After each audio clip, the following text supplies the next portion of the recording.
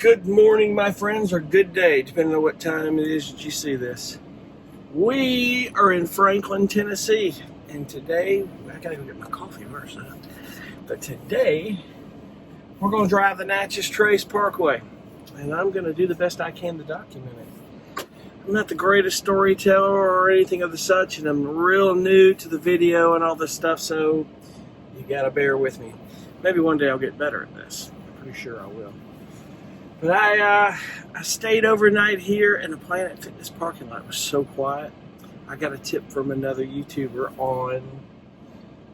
on this, and man, it was great, you know. So it's kind of a best kept secret. I hope I didn't let that out.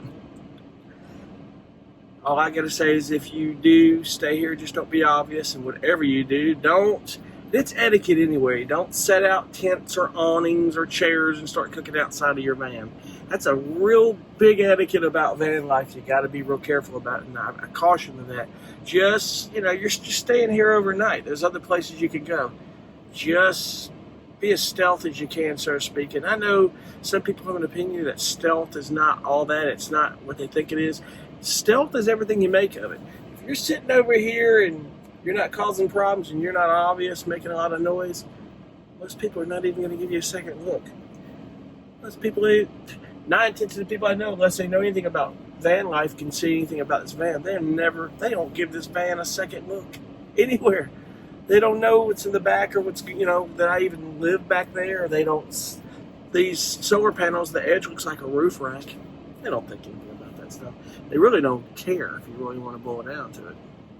Most people don't care.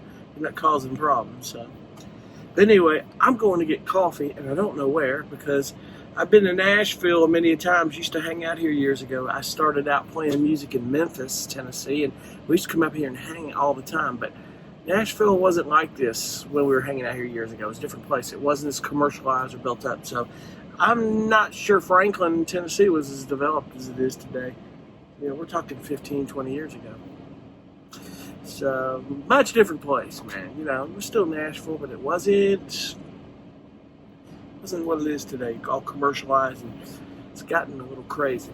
But anyway, I'm gonna go find some coffee, and I will get back to y'all at some point when I hit the Natchez Trace, and see you then. Woo! I got my coffee, bam, and I'm ready to roll.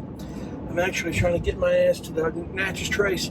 Natchez Trace starts where the Loveless Cafe is. I don't know if you guys know about the Loveless Cafe. It's a southern cafe. It's real popular in Nashville.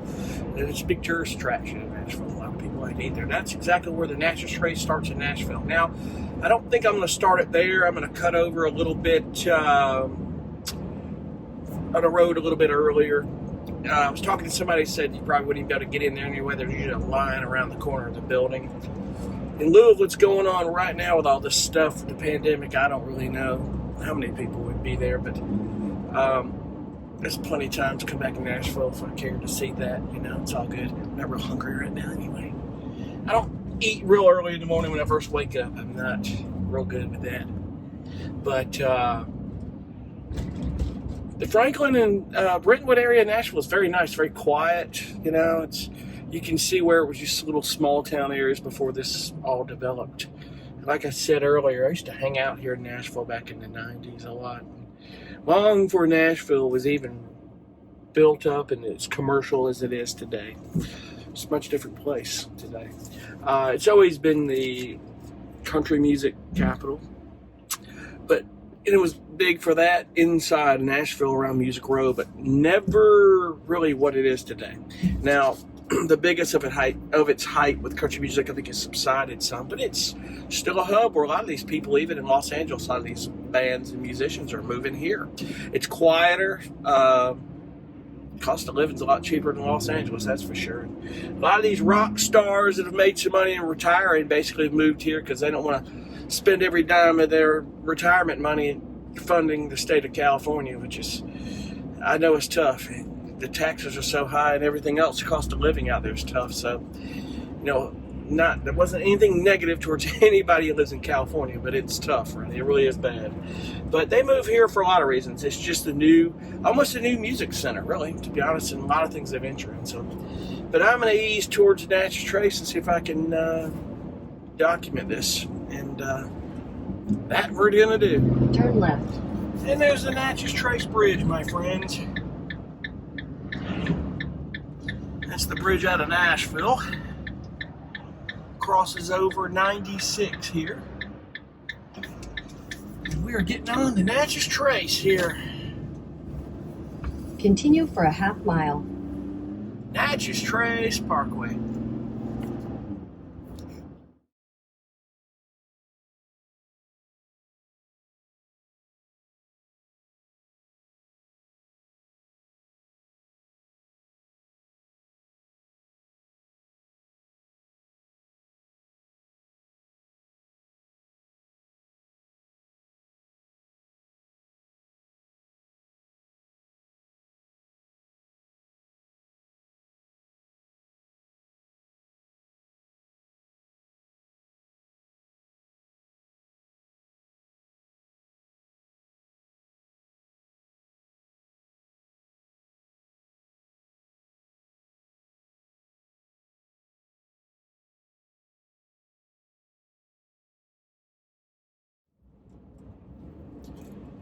Oh, I tell you, it's a beautiful drive out here in the Natchez Trace, man. You start out here and you'll see turkey everywhere. You'll see deer just sitting on the side of the road. And come around the corner here, it's not many people out here. The speed limit in the Natchez Trace usually runs about 40, 50 miles an hour. If you're going to do it from Nashville to Natchez, Mississippi, you better block about 10 hours in the day, but it's worth it so far. I think it's really cool. I came around the corner and I have a time lapse. It may catch it, it may not catch that deer. They go so fast, but deer was standing right there, and I had to really, if I'd have been going any faster, that deer would have run out in front of me because it was looking like it wanted to jump across the road. It wasn't sure. You know, with deer, you have to be careful because they have no sense of cars, and they just don't think that that car would do anything, or they think they could make it. They don't know. So, but I tell you, I think I mentioned I lived in Mississippi for many years, and one thing I never did was drive the Natchez Trace. I've been all over Mississippi. You know, it's just really just driving the Trace is what I was really interested in doing. But as a young kid, I'd never touched a gun in my life. I was so young. We lived in Charleston, South Carolina. Speaking of a deer, there's another one. Look at that deer. Beautiful. Well, anyway, back to my topic. Speaking of deer, we moved to a small town in Mississippi called Lexington, Mississippi, and it's in one of the poorest county in the country, Holmes County, Mississippi. Not to be negative, it's kind of sad. It's really gone through some tough times. And on a side note, I really hope and pray Mississippi and Holmes County and all that comes back one day. They really need some good industry, and they need to thrive. There's too many good people in that little town years ago for that to go south like that. It really is. But anyway, we moved there, and we have met some friends. They're still friends of ours today. Haven't talked to them in a while. The Ellises, his name is Billy Ellis. He was one of the biggest bow hunters in the world. He's actually still friends with Ted Nugent, if you can believe that. That's how I met Ted Nugent years ago, was through him. They're in the Pope and Young Bow Hunters Club and all that stuff. It's really cool. And we never hunted or anything, and we get into this little town, all of a sudden, we're going to go dove hunting. And they hand my brother and I a 410 shotgun, and we didn't know what the hell we were doing. We're standing there like it was a BB gun or something, a Red Ryder BB gun, and shooting whatever bird we saw, because we didn't know the difference between a dove or a blackbird, and sitting in the middle of a cotton field in the Mississippi Delta. It was crazy.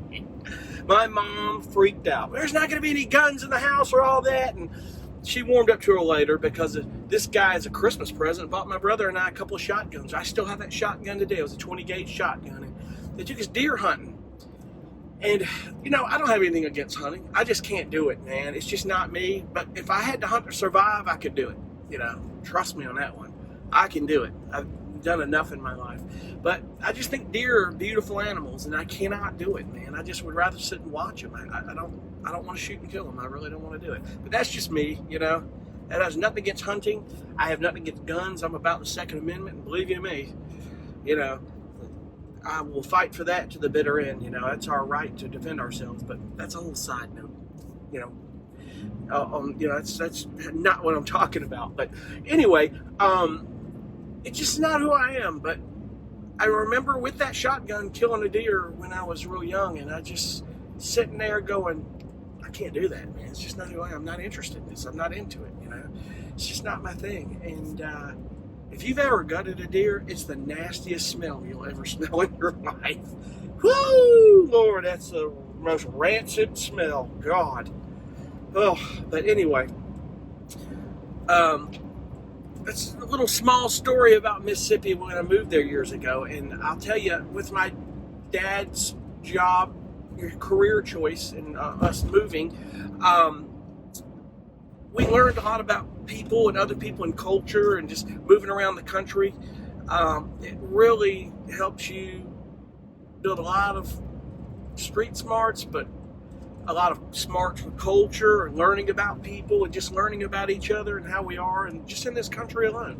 It really is amazing, you know, and I really love the fact that we're able to move around. It really helped me in my life. I learned a lot about people, and amazing how much this country has to offer for us in life. And I don't regret it one bit, you know. I'll never forget, before we moved to this small town, we had moved from Charleston, South Carolina to Lexington, Kentucky. And Lexington, obviously a lot bigger than Lexington, Mississippi. We moved from there to Lexington, Mississippi. It was weird. And I remember my dad sitting down telling us, okay, guys, this little town we're moving to doesn't have a McDonald's, doesn't have a movie theater, doesn't have anything. But we'll have to drive some places to go to it. But we freaked out when we moved there. We didn't think anything of it. Who cared, you know? We didn't miss it. It was different times. It wasn't like today where technology is different. Everybody thrives on that stuff. It's just a different form of technology. It's different times. It really is. So, but anyway, we're going to keep moving on down the Natchez Trace. And hopefully I'll stop in some places. I tell you one place I do want to stop. We're going to go past Florence, Muscle Shoals, Alabama. I think I mentioned this. I want to see if I can go by the Muscle Shoals Sound Studios. And a lot of musicians that watch us know about Muscle Shoals Sound Studios. A lot of bands like the Rolling Stones and a lot of big bands recorded there. And I'd love to see that. That'd be cool.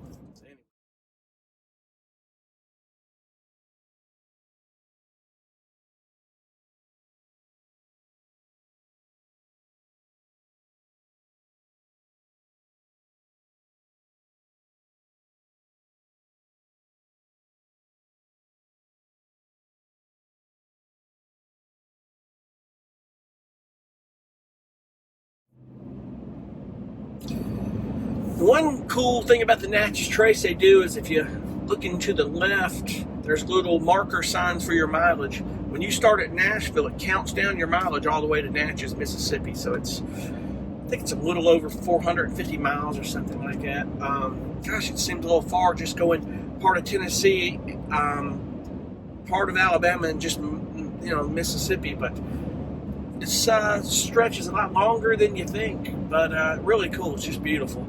A lot of places that you can stop. There's little historic sites. Some areas are closed, but they have a lot of restrooms that are open sometimes.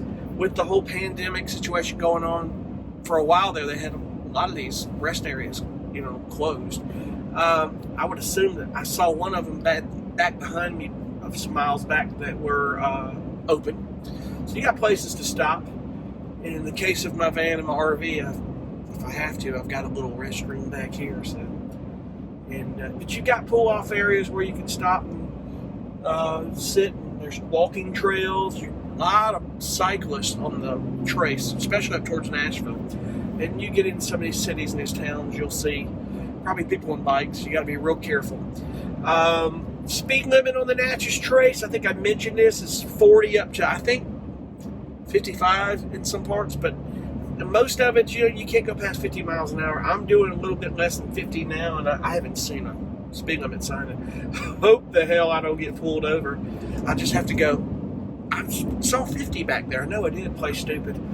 They probably would let me go if I was doing cool. They know I had no intentions of just speeding, but they're very strict about the speed on the Natchez Trace. You have to be real careful if you drive this, man. They're very strict about that stuff. So now I will tell you, the cool thing about the Natchez Trace is quiet today. It's in, you know, high tourist season without a pandemic going on, unfortunately. There's probably a lot of traffic with just cars, people stopping, and it varies. Commercial vehicles, 18-wheelers, big trucks are not allowed. So that's the cool thing. You're not going to have big 18-wheelers or trucks tailing you on the Natchez Trace Parkway. That's so cool. Unless there's maintenance being done for the roads, for the parks, national parks, the Parks Commission, or the states that you go through, there's no big trucks or anything. It's very quiet. That's the cool thing about it. So it's like having your own road to go down. So.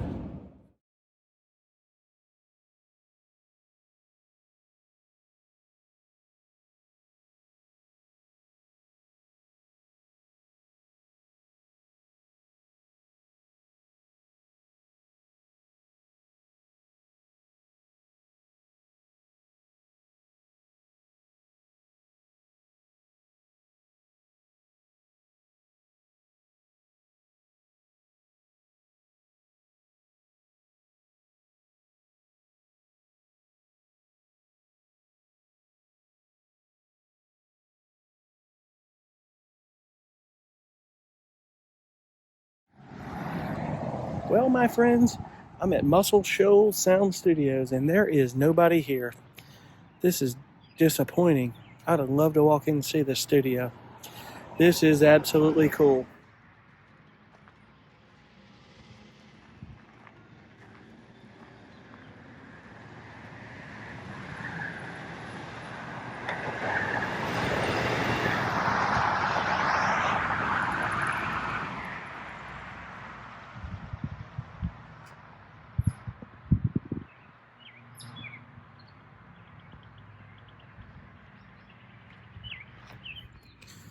Well, folks, their new temporary hours are Tuesday through Saturday. I missed them by one day. Coming through here, I really wanted to tour this, man. What a shame. I don't know when I'll be back through here, but I'll have to come back again sometime and tour it. I would have loved to have really done a tour of this. But I'm here. It's pretty cool. I would have loved to have toured this place. It's a shame. There have been more hits recorded here than you could shake a stick at.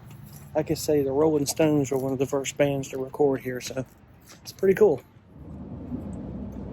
Well, folks, I'm back on the Trace, and I think I'm in Mississippi. It was a sign when we went in Alabama. It said, "Welcome to Alabama," so I don't know 100% where I'm at.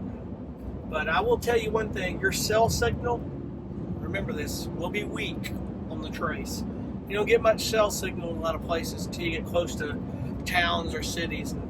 It depends on where you're at. It comes in and out. Like I said, I was on the phone with my dad, and it was in and out. So, still bummed that I didn't get to go in and tour Muscle Shoals Sound Studios, man. That recording studio has recorded some unbelievable songs, man, over the years. So, a lot of history in that little box sitting there in the middle of Muscle Shoals, Alabama.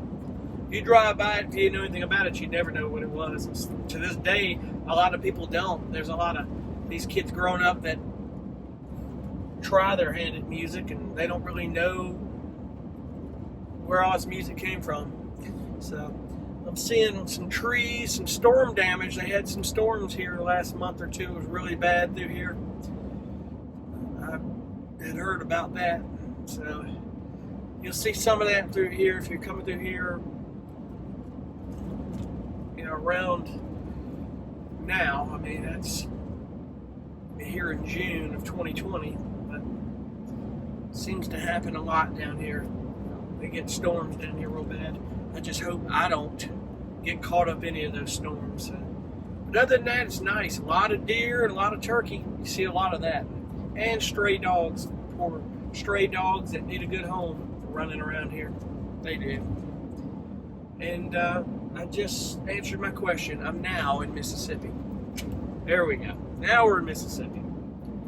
I knew we were close if we weren't quite there already. So, and it really is scenic and nice in Tennessee and Alabama before you get to the Tennessee River, and it's okay. I mean, I don't know if it's going to be as scenic as it was, but we'll see. You never know. It's a good drive, man. It's a quiet drive. There's hardly any cars coming down through here, and it really is just a good quiet drive to take a day and experience. So, like I say, I told you a while back ago that I lived in Mississippi for a long, long time. I never just drove the Natchez Trace. Other than that, I've been everywhere in Mississippi, and it's, I moved back home to South Carolina for a reason. I missed it, Mississippi wasn't South Carolina. I can promise you that, at least where I live. So, but there's beauty in a lot of places. Most people don't think, man. We get up there near Eureka Springs, Arkansas. It's really cool. Actually, that's supposed to be, Eureka Springs is supposed to be one of the 50th, how do they deem it? And I've talked about this before. One of the 50 coolest small towns in America. Eureka Springs is one. Now, Natchez, Mississippi was listed on that list, so there you go. So, we'll check off Eureka Springs. Squirrel, get out the road. Sorry, almost hit a squirrel, man. I have no concept of cars. Oh my God. But you can check that off in the list of one of the 50 coolest small towns in America. A few of them I'd already been to. They're on that list. So I got about 45 more to go, 46.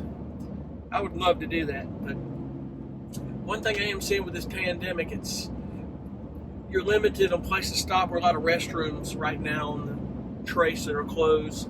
So if you go past little cities, it's best just take a left, go eat lunch, and stop there. These little towns. I went into Muscle Shoals, stopped there, ate lunch, hoping to see that. Didn't get to do that. So, but anyway, I am trucking along, man. I'll let you know if anything pops up cool.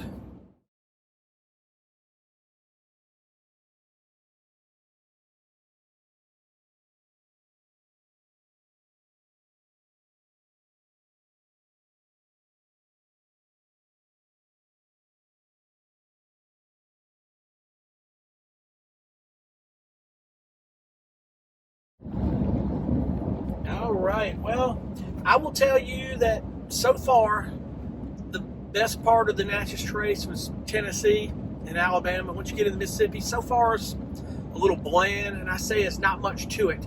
But I'll tell you, it's a cool drive, man. It really is. I mean, the speed limit's 50 and 40 in a couple of small parts. I think, from what I'm told, you can't get past 55 miles an hour. They will pull you over.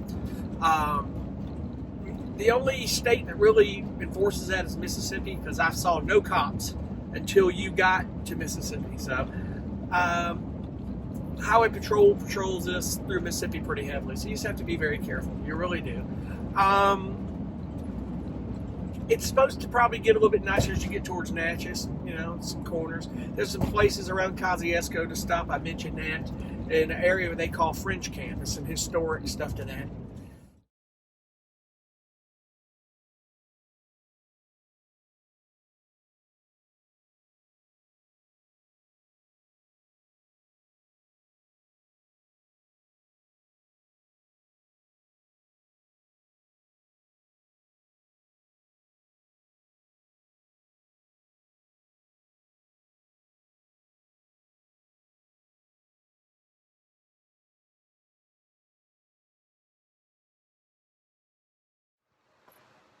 What's going on? I've been up since 6 o'clock this morning. I'm tired. I've been sitting here in a Walmart parking lot in Natchez, Mississippi. And that's a long drive. If you're doing 50 miles an hour for 400 and something miles, it takes a little while to get there. Easy to take the interstate, but it's the Natchez Trace. And, it was all right as a whole. I mean, there were a few places. I think it's nicer around the Tennessee River, and then when you start getting towards Natchez, some places.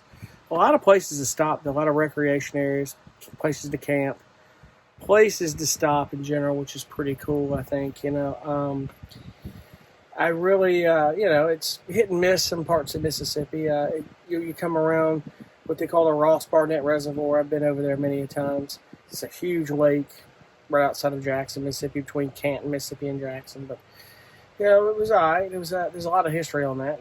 And long day it was, and I'm gonna hit the sack here shortly because I am tired. I will tell you that the whole state of Mississippi, if you have Verizon, you can hang it up, man. Cell signal sucks. It is the worst. I'm sitting here in this parking lot, and my phone reception and my cell signal is the worst. It really is. It's just not good. I don't know what's going on, man. I guess it's just Verizon isn't your preferred carrier in Mississippi. Apparently so. But I'll get up in the morning. I'm going to get myself ready. I will get some coffee. Then I'm going to cut across the bridge through Vidalia. I think it's Vidalia, Louisiana. And I'm going to cut up through Monroe. And I'm going to go on up in Arkansas and cut to Eureka Springs tomorrow. So tomorrow, going to Eureka Springs. Eureka Springs is supposedly one of the 50 coolest towns in America. So we'll see what cool is, I guess. And I think I want to stop by and see the original Walmart. I don't know why, but it's pretty cool. You know, there's a little setup there about Sam Walton and how he started Walmart. It's pretty cool. And I've seen some people put it on YouTube. In fact, Casey Roman did some stuff on YouTube about it last year. It was very cool. So follow her. She is an amazing storyteller. Casey Roman, Roman. Casey with a C. She is hilarious. But anyway, until then, man, I'm jumping off. I'm beat, and that's the Natchez Trace. Just a long drive with a lot of places to stop. If you want to stop and read every board, every sign to the trace, you can. But I didn't. It was good to drive it, and it was very quiet for a Monday, definitely. Hardly any cars. Anyway, I'm off, and I'll see you guys tomorrow. Be cool. Bye.